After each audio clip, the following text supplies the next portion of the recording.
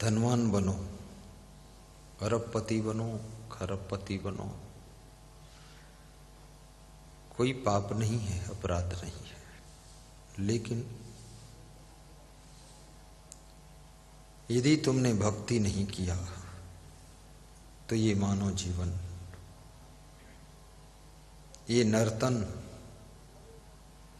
पशु पक्षियों जैसे खाने पीने भोगने में ही बीत जाता है। चाणक्य कहते हैं, ऐशाम न विद्या न तपो न दानम न चाप शीलम गुणो न धर्म ते मृत्यु लोके भूई भार भूता मनुष्य रूपेण मृगाश्चरन्ति। आहार निद्रा भय मैथुनानि सामानि चैमानि निर्णाम पशूनाम ज्ञानम नराणाम अधिको विशेषो ज्ञानेन हीना पशुभिः समाना। कबीर जैसे कड़वा सच बोलते थे, ऐसे चाणक्य भी कड़वा सच बोलते थे।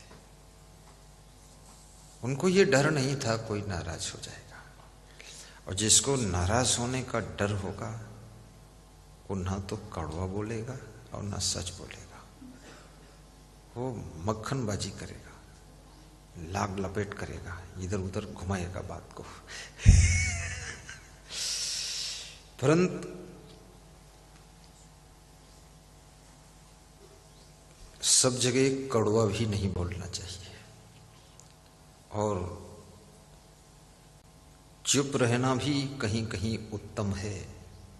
सच बोलने में भी खतरा होता है, इसलिए कबीर की बराबरी मत करना। चाणक्य के लेवल में तुम नहीं हो।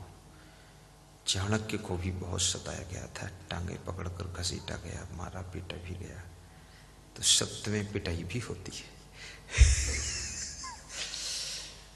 और कबीर साहब को भी 52 कसनी से गुजरना पड़ा था। 52 कसनी हुई थी कबीर की। 52 कष्ट मिले थे उनको। परंतु ऐसे सच्चे संत कबीर के ज्ञान को सुनना और समझना, और जीवन में जितना विवेक उचित हो उतना सत्य बोलना भी है।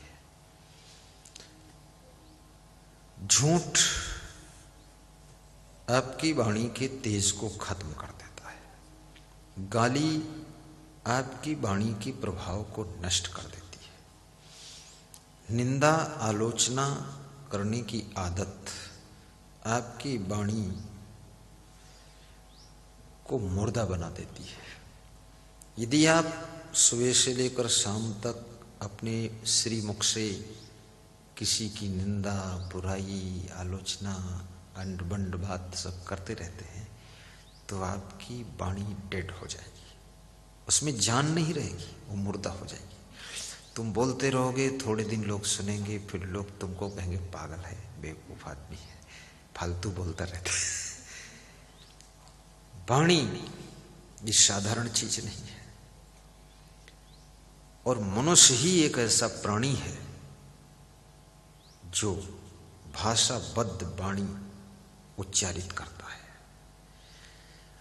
तो एक भाषा में नहीं, अनेक भाषा में बोलता है। हाड़ौती भाषा है, मारवाड़ी है, मेवाड़ी है। इधर आप चले जाइए मध्य प्रदेश में तो वहाँ की भाषा मालवा भाषा है, वहाँ की अलग है थोड़ा। यूपी में जाइए तो भोजपुरी भाषा है, अवधी भाषा है, ब्रज भाषा है, कृष्ण भगवान की भाषा। उत्तर प्रदेश में जहाँ हमारा आश्रम है, वो राम और कृष्ण दोनों के जन्मस्थली के मध्य का स्थान है, जहाँ आश्रम है। और मेरा जहाँ जन्म हुआ वो भी मध्य में ही है। हमारा जो जन्म हुआ वो आश्रम के पड़ोस में ही है। आश्रम के पड़ोस, आश्रम के पड़ोस ही जन्म हुआ, वहीं गुरु जी का आश्रम था, वहीं हम संत हो गए, वही आश्रम में आनंद आ गया। ज़्यादा दूर ढूंढना भी नहीं पड़ा, वस्तु ठौर मिल गई।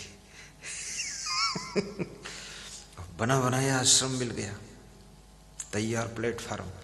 जैसे किसी को बना बनाया भोजन मिल जाए, खीर पूड़ी सब्जी दाल चावल रबड़ी मलाई, तो क्या आनंद है। बस कटोरी में निकाल कर खाना है, केवल कटोरी में खाना है। तो बना बनाया आश्रम मिल गया।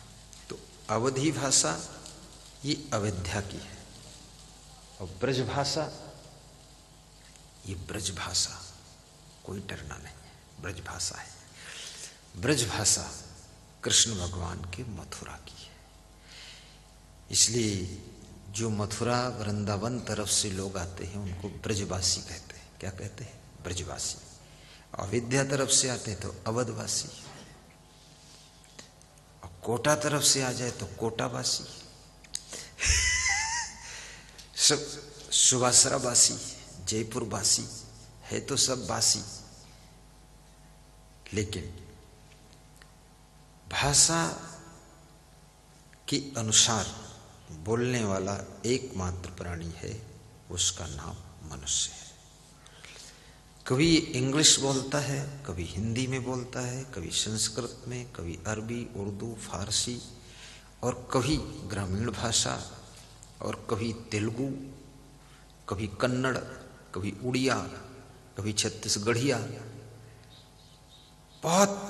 मैं तो बहुत प्रदेशों में जाता हूँ, 19 प्रदेशों में जाता हूँ। वहाँ की सब भाषा देख करके मेरा होश ठिकाने हो जाता है। उड़ीसा में जब पहुँचा तो वहाँ जो बोर्ड में लिखा हुआ था तो सारी बुद्धिमानी ठिकाने आ गई। कुछ पढ़ ही नहीं पाए हम, किधर जाना है। उसमें कोई सिर बांधा ही नहीं जाता है, सब टेढ़ी मेढ़े लकीरें हमको दिखाई थी। तो मैंने कही तो फंस गए हम, किताब खरीद के पढ़ना पड़ेगा कक्षा 1 से। गुजरात में गए, उधर गुजराती भाषा, तो गुजराती भाषा तो पढ़ाई किया फिर हमने, बोलने भी लगे, पढ़ने भी लगे, लिखने भी लगे। गुजराती भाषा में आपसे अगर परिचय पूछेंगे तो यही कहेंगे, तमारू शू नाम छे, तारू नाम शू छे, यानी तुम्हारा नाम क्या है। क्या को शू कहते हैं, शू माने क्या। तमे केम करो छो, तुम क्या करते हो। आवली आश्रम जावा माटे रस्तो कोण छे। आवली आश्रम में जाने माटे माने लिए, आवली आश्रम में जाने के लिए रास्ता कौन है, मार्ग कौन है। पुनः पधार सो, ये गुजराती भाषा है। और भाषा सभी प्रिय होती है, बस आपका भाव ठीक होना चाहिए। अगर प्रेम भाव से भरकर बोलोगे तो भाषा में मिठास आ जाएगी। क्योंकि भाषा ऐसे है जैसे जल है, और भाव ऐसे है जैसे मिश्री और शक्कर है। भाव की मिश्री अगर जल में घोल दिया तो जल मीठा हो जाता है। ऐसे ही आप अगर प्रेम भाव से कोई भी भाषा बोलते हो तो उस भाषा में मिठास आ जाती है। भाषा और भाषा एक तो है शुद्ध हिंदी, ये बड़ी, जैसे जो मैं बोल रहा हूँ, मेरी जो हिंदी है ये शुद्ध हिंदी और सरल हिंदी। क्या है? शुद्ध और सरल, कलिष्ठ शब्द नहीं है। हमारी जो वाणी है उसमें कोई बहुत कठिन शब्दों का प्रयोग नहीं है, बिल्कुल सिंपल सरल। तो हर प्रदेश के लोग लगभग समझते चले जाते हैं। और बहुत कलिष्ठ शब्दों का यदि प्रयोग करूं थोड़ा मुश्किल आ जाएगी, कठिनाई आ जाएगी। तो मैं कठिन शब्द प्रयोग करता भी नहीं हूं जानबूझ के, और ज़्यादा कठिन शब्द आता भी नहीं है। सच बात ये भी है, क्योंकि उसको फिर ढूंढना पड़ेगा डिक्शनरी में, शब्दकोश पढ़ो, फिर सोचो उसमें कहाँ क्या लिखा है, उससे कोई फायदा नहीं है। क्योंकि लोग समझ भी नहीं पाएंगे, बहुत ऊंचा हाई क्लास का बोल देंगे। तो ये सरल, तो भाषा, हमारी भाषा भाव से आप्लावित हो करके व्यक्त होती है। और हम जो बोलते हैं वो बोली व्यर्थ नहीं है। स्वार्थ और परमार्थ ये सब आपकी वाणी से सार्थक होता है। आपका स्वार्थ भी सफल होता है और परमार्थ भी सफल होता है। इसलिए कहते हैं बोलना एक बहुत बड़ी कला है, छोटी मोटी कला नहीं है। कितने लोग बोलते हैं तो बोलने के कारण मारे भी जाते हैं। कितने लोग मेहमान बनकर गए हो ऐसी बात बोलते हैं कि वहां से रपटाए जाते, भगाए जाते हैं। कितने दामाद लोग ससुराल में मारे गए हैं, उल्टा पल्टा बोलते हैं। कितने समधी लमधी बियाई जी, बड़ी पिटाई हुई बियाई की। बोलना आसान चीज नहीं है, बहुत बड़ी चीज है। और जितनी अधिक नम्रता आप में होगी, नम्रता, वाणी उतनी प्रभावशाली हो जाएगी। अहंकार यदि आपके अंदर है तो आपकी वाणी कर्कश हो जाएगी, बहुत कड़क हो जाएगी अहंकार। क्योंकि अहंकार हमेशा अपने साथ में क्रोध को भी रखता है। क्योंकि जब अहंकार आता है तो उसका छोटा भाई क्रोध फट से लड़ने के लिए, जैसे राम जहां रहते थे वहां लक्ष्मण फट से टक्कर लेने के लिए खड़े हो जाते थे, ऐसे ये क्रोध साथ में रहता है। और जो अहंकार को मार सकता है वो क्रोध की ज्वाला को बुझा सकता है। कितनी स्त्रियों को बहुत क्रोध आता है, सुबह से लेकर शाम तक चिड़चिड़ाती रहती हैं, टिल टिल टिल टिल किलबिल किलबिल कुछ न कुछ बोलती। अपने पति को बोल रही हो, पति कोटा शहर पहुंच गया है फिर भी यहाँ बोल रही, तो उसकी बेटी कहती मम्मी पिताजी तो चले गए। तो चले गए तो जाने दो, तो क्यों बोल रही हो? बोले अब जोश आ गया, बोल के मानूंगी, सुने चाहे ना सुने, बोलती रहती है। गुस्सा है, चिड़चिड़ापन है। और जितना आपके अंदर चिड़चिड़ापन आएगा आपकी स्मरण शक्ति कम हो जाएगी, बोलना शुरू हो जाएगा, विस्मृति हो जाएगी। और चिड़चिड़ा स्वभाव आपके चेहरे की सुंदरता को ही नष्ट करेगा। प्रसन्न स्वभाव आपकी मुखमंडल के सौंदर्य को बढ़ाएगा। ये क्रीम, पाउडर, लिपस्टिक, लाल रंग ओठों में, पीला रंग, काला रंग, बहुत रंग लगाया सबने। खैर यहाँ नहीं लगाया महिलाओं ने, ये समझती हैं गुरु जी को ओठ में रंग पसंद नहीं है तो ऐसे आ गई है। लेकिन इससे सौंदर्य नहीं आता है। स्त्री का सौंदर्य पतिव्रता धर्म है। यदि उसके पास में पतिव्रता का नियम है तो उस स्त्री से सुंदर विश्व में कोई स्त्री नहीं है। उस स्त्री का नाम विश्व सुंदरी है, विश्व सुंदरी है, पतिव्रता धर्म। और साधु, साधु कौन सुंदर है? साधु वो सबसे सुंदर है जिसका ब्रह्मचर्य का व्रत ठीक।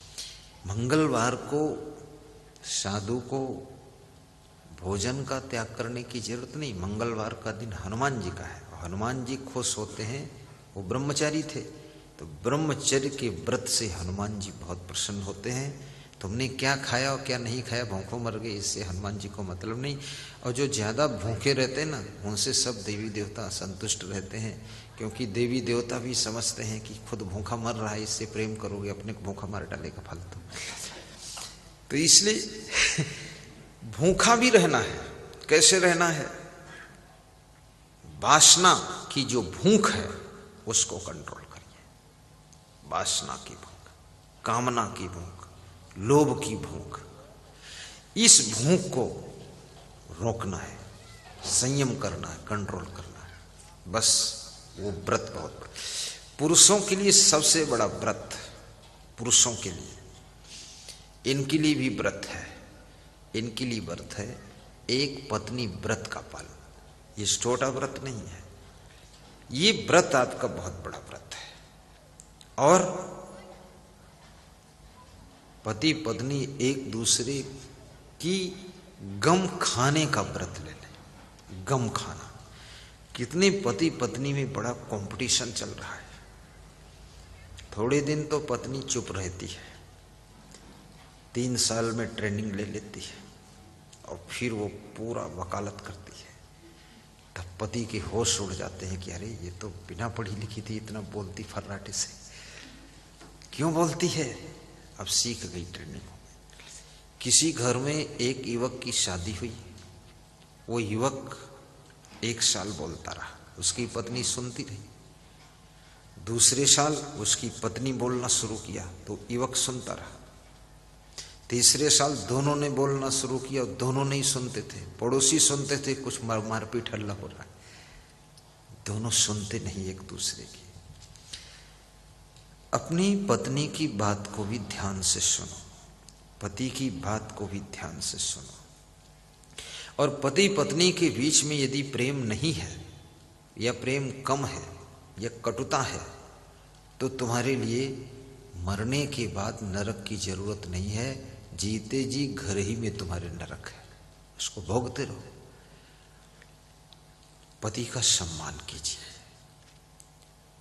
अपनी पत्नी की आवश्यकताओं को पूरा कीजिए, इच्छाओं को कम कीजिए, घर की कंडीशन देख करके डिमांड कीजिए।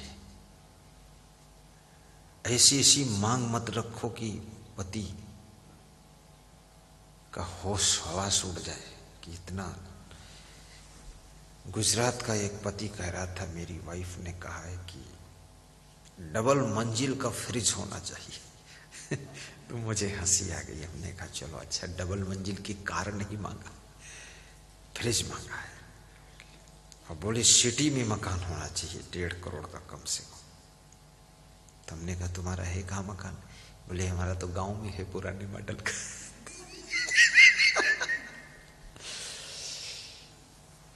और सोना चांदी बहुत बता दिया। मेरे से पूछ रहा था, मैं उसकी मांग सुन करके ही टेंशन में आ गया हूं, तो शादी उसके साथ करूं कि ना करूं। तो हमने कहा अगर उसकी मांग पूरी करने की हिम्मत है तो कर ले। बोले हिम्मत तो नहीं है। तो हमने कहा तो फिर मना कर दे। बोले दूसरी मिलेगी कि नहीं मिलेगी? तो हमने कहा तो डूब जाओ उसे, फिर क्या करेंगे। अब ये भी डाउट है जब, तो फिर क्या है, उसी जो मिला ठीक है, उसी में लड़ो झगड़ो उलझो जाकर। तो फिर 10 दिन बाद फोन आया, बोले उसको मना कर दिया हमने कहा ठीक है अब दूसरा हो जाएगा। फिर 1 महीना बाद फोन आया कि दूसरा सेट हो गया। तुमने कहा उसकी क्या मांग है? बोले वो कहती है जो तुम बताओगे वही हम वैसे रह लेंगे, बस ठीक है। बोले हमने कहा बस इसका नाम पत्नी है, उसका नाम। जिसको पति चुन लिया अब उसको हैरान नहीं करना है, जिसको पत्नी बना लिया अब उसको दुख नहीं देना, परेशान नहीं करना, दोनों हिल मिल करके रहना है। भक्ति ये कुटुंब भक्ति है, कुटुंब की भक्ति। और भक्ति के बिना मनुष्य का जीवन ज्ञान विहीन हो जाता है। आज भक्ति का ही प्रभाव है जो आप इस तपस्थली में बैठे हुए हैं। भैरूलाल, ये भक्ति का प्रभाव है।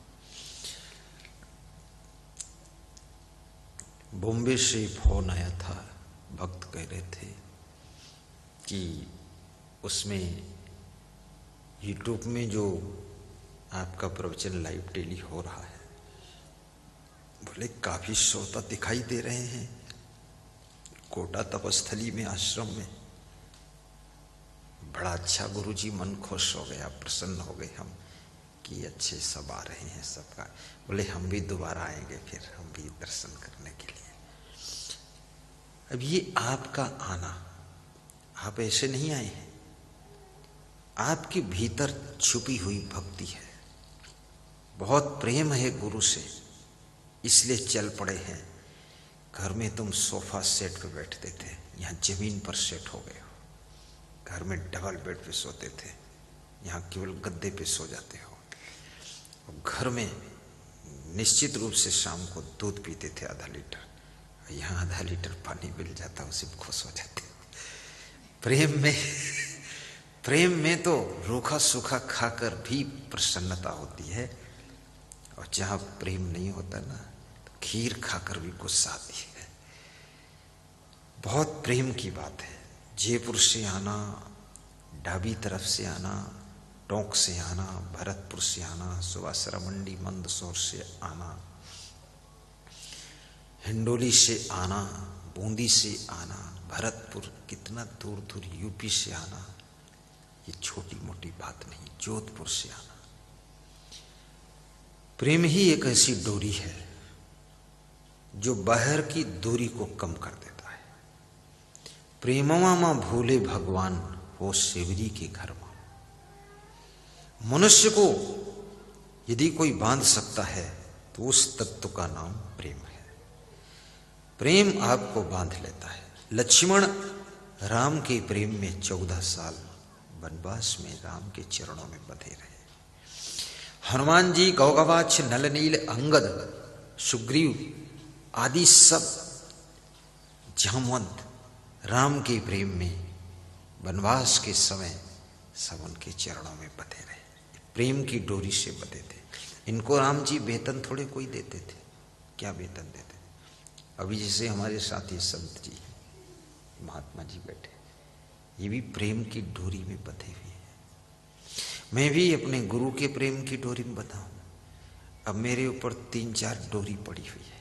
तो गुरु के प्रेम की डोरी, फिर शिष्यों के प्रेम की डोरी, फिर आप जैसे भक्तों के प्रेम की डोरी, फिर मेरे गुरु भाइयों के प्रेम की डोरी, और 4 डोरी में एक आदमी बंध गया, प्रेम का बंधन। और जब तुम प्रेम के बंधन में होते हो, वासना का बंधन अलग है, वो विषया शक्ति का बंधन है। ये प्रेम, शुद्ध प्रेम, यही प्रेम भक्ति बन जाता है, यही प्रेम वैराग्य बन जाता है, यही प्रेम आगे चल करके सत्संग सुन सुन करके ज्ञान में बदल जाता है। और फिर तुम, कल लोकेंद्र प्रजापति मौरवी के निवासी कह रहे थे कि हम कहीं भी जाते हैं, आपका सत्संग 10% हमने याद कर लिया है, 20% सुना देता हूं। लोग कहते हैं पिछले साल मिले थे, तेरे को ज्ञान नहीं था, ये कहां से बोल रहा है इतना ज्ञान? बोले हमारी ये गुरु जी फोटो देख लो, इन्हीं का सीख लिया।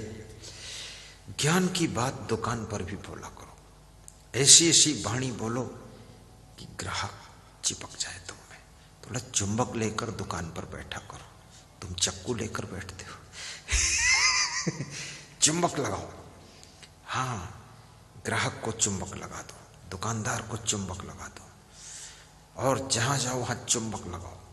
ऐसी प्रेम की चुंबक लगा दो कि लोग तुम्हें याद करते रहें और तुम्हारे पास फिर से आए। लेकिन गलत जगह चुंबक मत लगाना, कि गलत चीज को अगर जोड़ लोगे तो खतरा भी आपके लिए।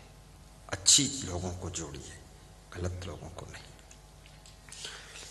तो अरब खरब लो द्रव्य हो, कबीर कहते हैं अरबों खरबों धन हो जाए तो भी बुरा नहीं है।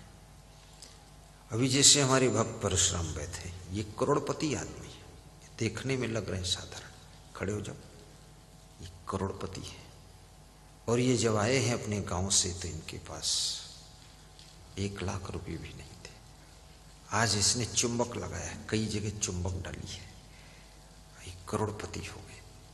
मैं सोचता हूं ये अरबपति हो जाए तो अच्छा है। दान दे चाहे ना दे, उसकी बात नहीं। ये सुखी है तो गुरु प्रसन्न है, और भक्त सुखी है तो भगवान खुश है, और शिष्य सुखी है तो गुरु खुश है। हाँ।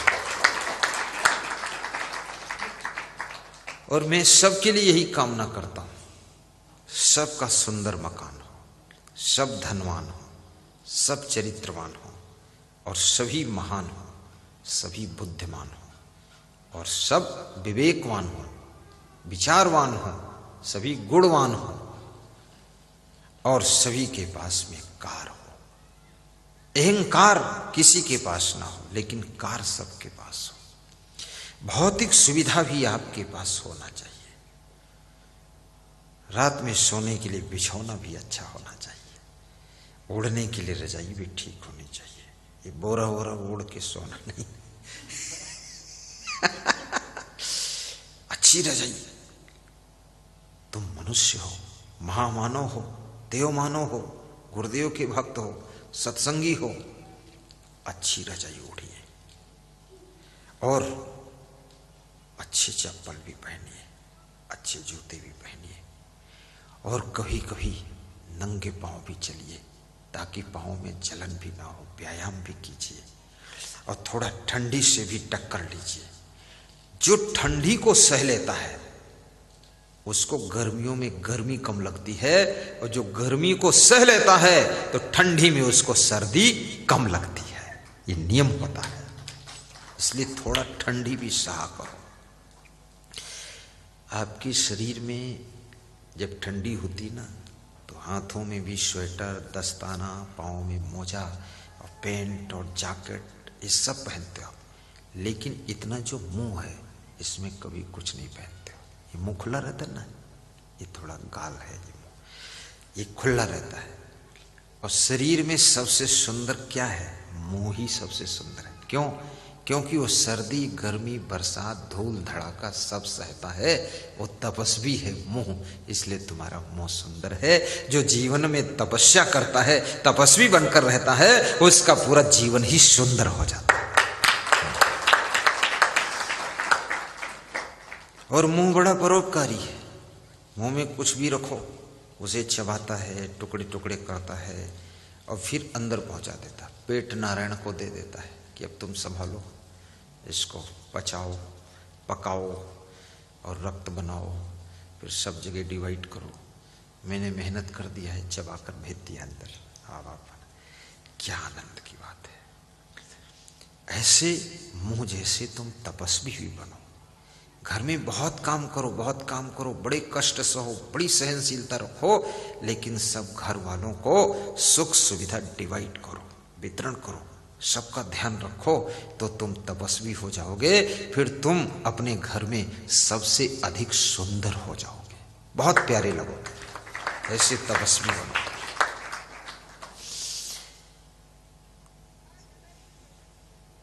परस्पर प्रेम से भी रहो और इस शरीर के अंदर छुपे हुए आत्म तत्व को भी पहचानो। अपने अंदर ये भरोसा करके मत बैठ जाना कि मैं स्त्री हूं, मैं पुरुष हूं। तुम्हारा शरीर स्त्री का है, शरीर पुरुष का है, लेकिन वास्तव में तुम स्त्री नहीं हो, पुरुष नहीं हो। तुम कौन हो? तुम अमर आत्मा हो। और ये आत्मा न स्त्री है न पुरुष है, ये न बच्चा है न बूढ़ा है। शरीर बूढ़ा होता है लेकिन ये आत्मा बूढ़ा नहीं होता है। शरीर का बचपन होता है, शरीर की अवस्थाएं बदलती हैं, लेकिन इस आत्मा की कोई अवस्था नहीं बदलती। इसकी एक ही अवस्था ज्ञान अवस्था है। ज्ञान स्वरूप है इस आत्मा का। और इस आत्म तत्व को पहचानो। तुम परमात्मा को बाहर ढूंढते हो, मंदिरों में ढूंढते हो। कबीर साहब से पूछा गया कि भगवान कहाँ रहता है, तो कबीर साहब साफ सुथरा संत थे, स्पष्टवादी थे, क्लियर कट बात करते थे। उन्होंने कहा, ज्यों तिल माही तेल है, चकमक माही आग, तेरा साईं तुझ में जाग सके तो जाग, भाग सके तो भाग। जो जागल सो भागल हो रमैया राम। कबीर साहब कहते हैं जो जाग जाता है वो बुराइयों से, अवगुणों से, व्यसनों से, वासनाओं से भाग जाता है। और जो सोया है वो भागेगा कैसे? वो तो सो रहा, पड़ा है, बेहोश पड़ा है। साहब कहते हैं जिसकी चेतना जागृत हो गई वो सब बुराइयों से भाग जाता है। आप कहते ना है कि हमने सब बीड़ी उड़ी छोड़ दिया। आज हमारे पास में एक सज्जन आए थे, वो गोस्वामी जी हैं, किशन लाल गोस्वामी जी, पीछे खड़े हैं, जोधपुर वाले। देखो सेवा कर रहे हैं, ताली बजा दे इनके लिए। मैंने कहा गुरु मंत्र ले लो, तो उसका मन था जोधपुर आओगे तब लूंगा। मेरा मन था कि कोटा में ही ले लो, जोधपुर आऊंगा तब फिर तुम्हारी पत्नी होगी तो वो ले लेगी। तो बोला गुरु जी का आदेश हो गया तो ले लेते हैं। हमने कहा कठिन नहीं है, मांस, मछली, अंडा, शराब, मुर्गा छोड़ना है, खाना पीना नहीं है, शाकाहारी रहना है। व्यसन मुक्त रहना है। बोले ये तो पहले से ही सब छोड़ दिया, सब इससे दूर भाग गए। अब वो व्यक्ति अगर इन व्यसनों से, वासनाओं से, दुर्गुणों से, बुराइयों से दूर भागा है तो इसका मतलब वो व्यक्ति का विवेक जागा है, और जिसका विवेक जागता है वही सभी बुराइयों से दूर भागता है।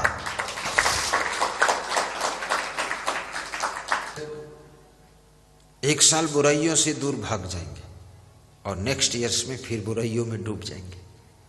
क्यों? कैसे हुआ? ऐसे हुआ कि विवेक जागा तो बुराइयों से भागा, और विवेक फिर सो गया तो बुराइयों में फिर डूब गया।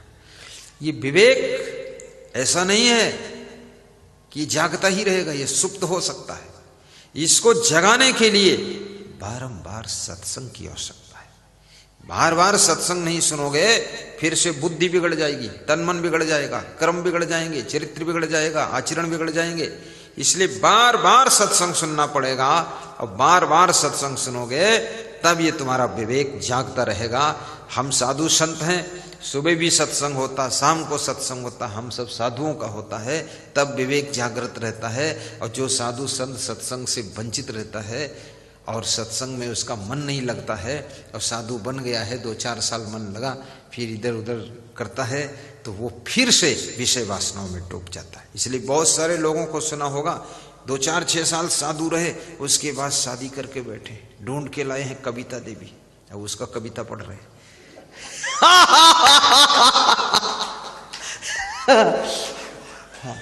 ऐसा हाल हो गया। अहंकार आने लगा।